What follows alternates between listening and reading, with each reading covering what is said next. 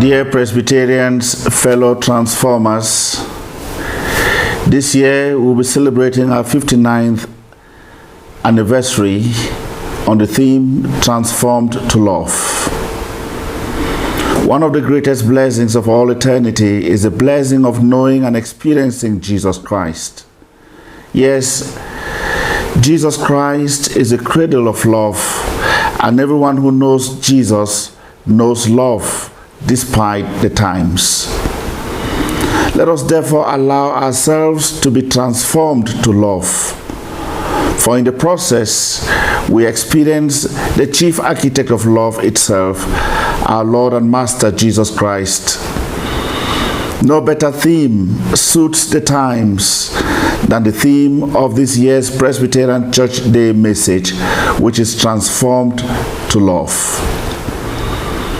The world is tired of phony and fake love that is unrealistic and weird. Nearly every song, story, and movie is pointing out how the world is desperately searching for love. They seek it in wealth and in humanity, but do not achieve what they are looking for. Unless our love is genuine and without hypocrisy, we will lose our testimony and our opportunity to share the truth. Genuine love opens the door to share genuine truth. Genuine love is a powerful reality, a biblical reality, and a family transformation reality. So, my dear Presbyterians, let the love of Jesus Christ transform you as we look forward to Advent, a time when we commemorate the birth of love itself, a time when families and people of faith worldwide join to sing the Christmas carol that resonates in the air and transforms our broken lives with the expectations of a new beginning in our Christian journey. I therefore urge all of us Presbyterians to reflect a bit deeper about the power of love, and in the process try to allow ourselves to be transformed to love. The transforming grace of love. When the love of God consumes us, we receive special grace which transforms us to new levels in our Christian journey. But we must have the zeal to show love to one another so that we can experience the transforming grace of love from the very source of love himself. Jesus' love for humanity made him to see the potentials in every person who was searching for the truth. Jesus saw leadership potentials in ordinary fishermen. He saw the possibility of integrity in Matthew, a tax collector. He saw generosity in Zacchaeus, who had made his living by cheating people out of their hard-earned money. He saw the possibility of a transformed life in a prostitute. Jesus saw the hope of a new life in a man called Saul, who woke up every day with an agenda to arrest and put in jail all followers of Jesus Christ. Paul became a great church planter and missionary in the Roman world.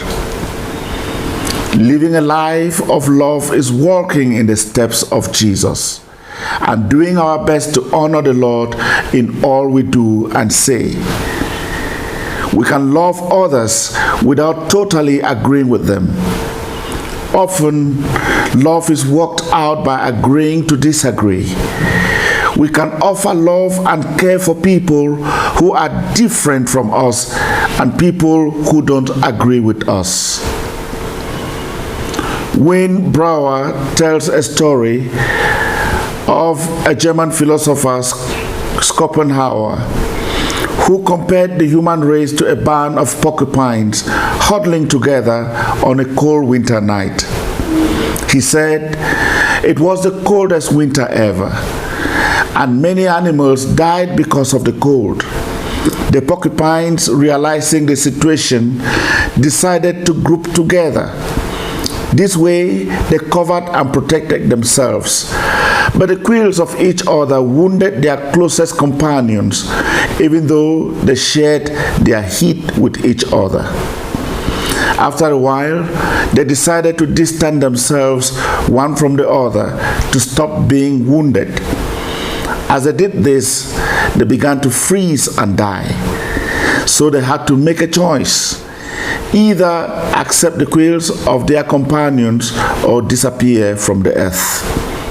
Wisely, they decided to go back to be together.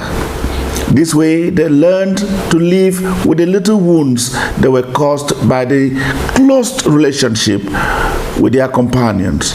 But the most important part of it was the heat that came from each other that enabled them to survive the coldest winter ever.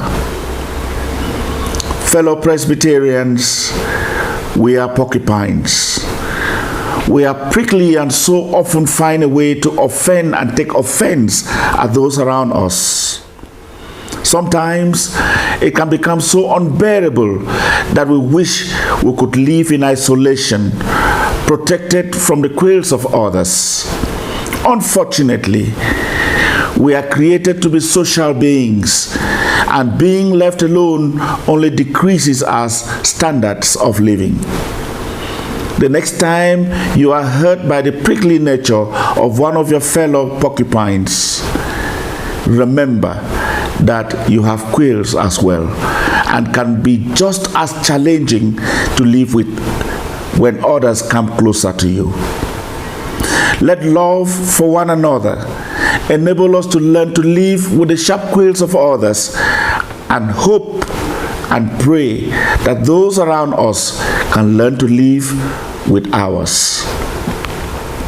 My dear friends, when love becomes the main determining aspect of our lives, we shall discover new grace in the way we live, and our Christianity will blossom. When Jesus Christ was asked about the greatest of all the commandments, he said the first was to adore and worship God, and the second was to love our neighbors as we love ourselves. My dear Presbyterians, I believe many of us desire to worship and adore the Almighty God, and actually strive to do so.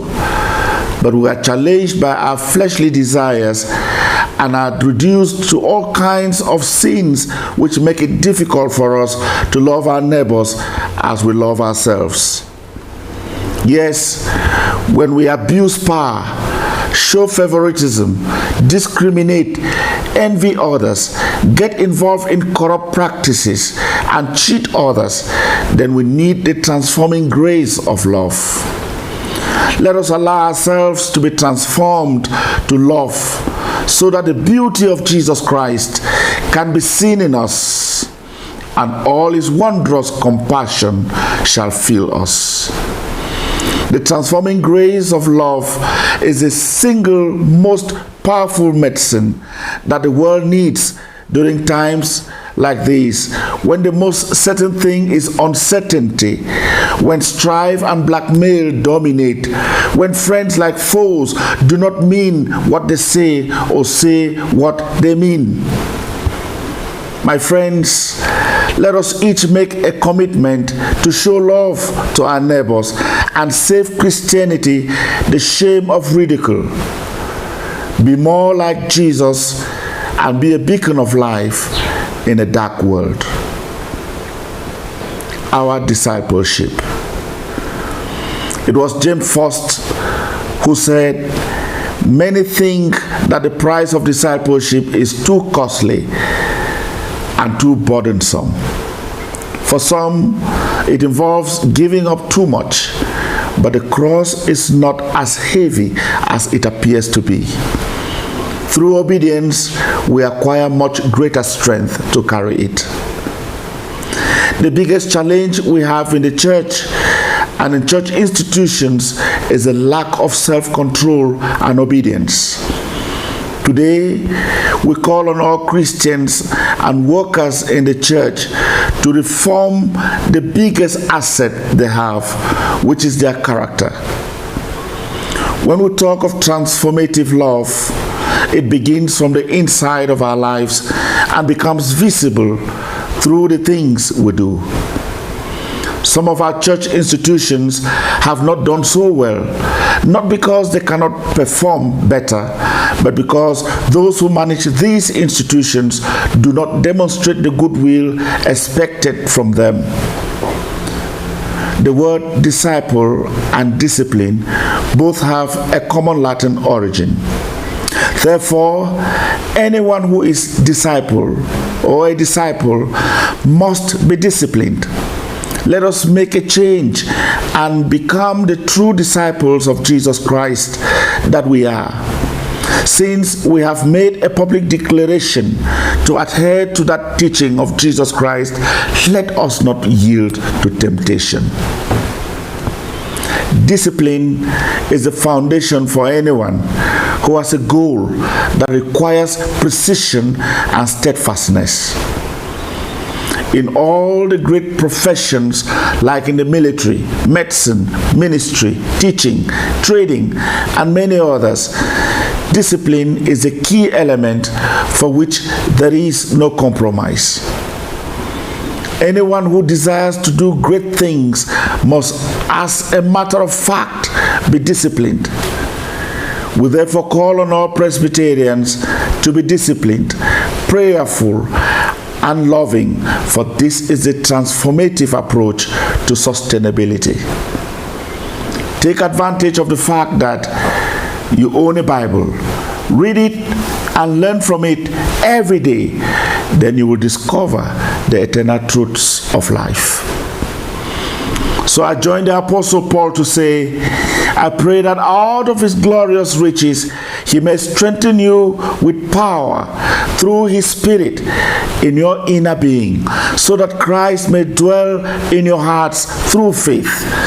And I pray that you, being rooted and established in love, may have power together with all the saints to grasp how wide and how long and high and deep is the love of Christ. Ephesians chapter 3, the verses 16 to 17. The future is bright. Fellow transformers, we have a strong hope anchored in Jesus Christ. And just like the children of God who were challenged many times by their oppressive neighbors, God remained faithful on their side and made them victors in the different circumstances that confronted them. We should claim our birthright as heirs of God's kingdom and know that when God is on our side, no one can be against us. God has given us the necessary potentials to grow his kingdom in Cameroon and beyond. Dear Presbyterians, the gravitational law states that any object that goes up must come down. Humanity has lived this principle for too long, and it has stagnated progress in some areas of lives, limiting sustainability and progress, stifling growth and optimism. Inasmuch as this is true in practical daily experiences, there is also a possibility that an object can go up and remain up. And that is what science has termed the law of aerodynamics. Time has come for us to apply the aerodynamics law in all we do, and let this law of aerodynamics enable us to be optimistic in our visions and projections into the distant future. Let this law give us reason to rebrand our capacities and resources for better productivity and sustainability as we expand his church. For I am convinced that the Presbyterian Church in Cameroon will forever be moving upwards, and for whatever reason will never come down. I urge all of us to take the risk and venture into the future with hope and remain worthy of God's calling. We must take the risk if we have to grow our church into a spiritual heaven in the midst of darkness.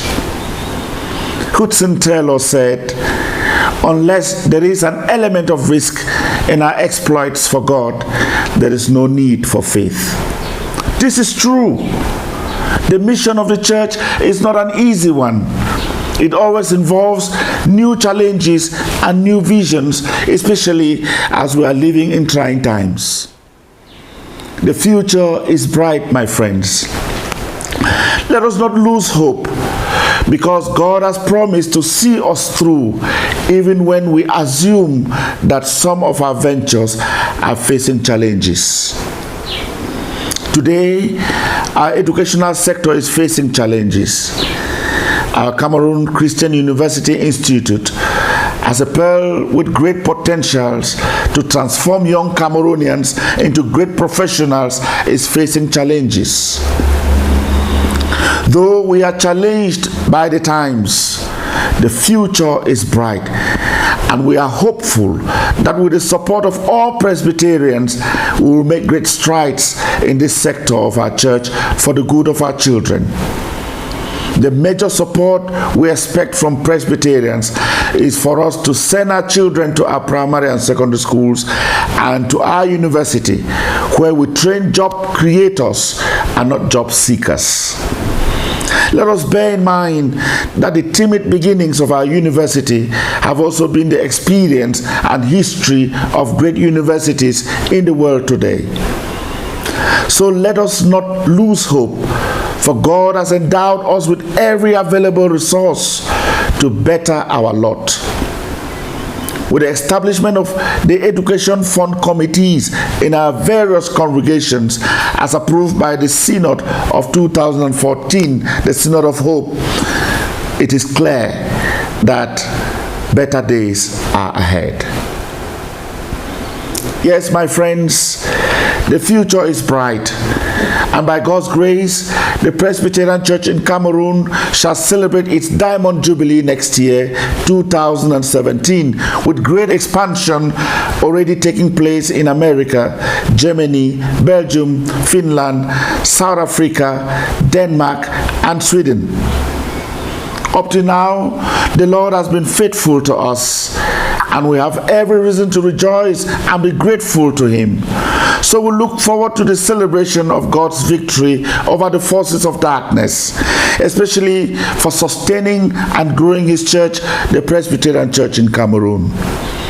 In the next few months, we shall begin planning in earnest, and we appeal to all Presbyterians of goodwill to help the church as we organize this celebration. Pray without ceasing. Dear Presbyterians, we have to be vigilant, watchful, and pray at all times without ceasing, for the times are rough, and the incursions by the terrorist group Boko Haram calls for spiritual reawakening. The disaster that plagued us in Ezeka calls for spiritual reawakening, that all Presbyterians should go on their knees and pray for this nation and pray for our church. We have to pray for our country. We have to pray for all the young people who are vulnerable to all kinds of temptations, and we have to pray for our church and state leaders so that God can use them wisely for His will for us. Recently, the government of Cameroon has signed the Economic Partnership Agreements, being the only country in Central Africa to sign this agreement. We should be aware that this agreement will reshape the trading relations between Cameroon and Europe, especially in the agricultural sector. This is because while Europe significantly supports her agricultural sector, such support is still embryonic in Cameroon. But all is not lost, as there are some significant measures by government to protect home industries. So we call on all to be vigilant and take advantage of the times to ensure that we utilize our potentials to the fullest.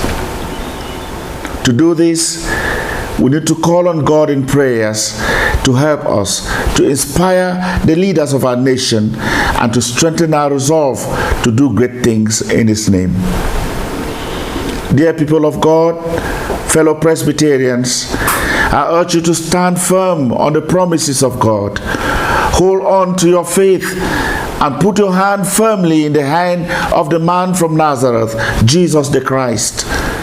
Though we pass through tribulations and the times seem so rough, yet Jesus assures us that He is the bread of life, and whoever comes to Him will never be hungry, and he who believes in Him will never be thirsty.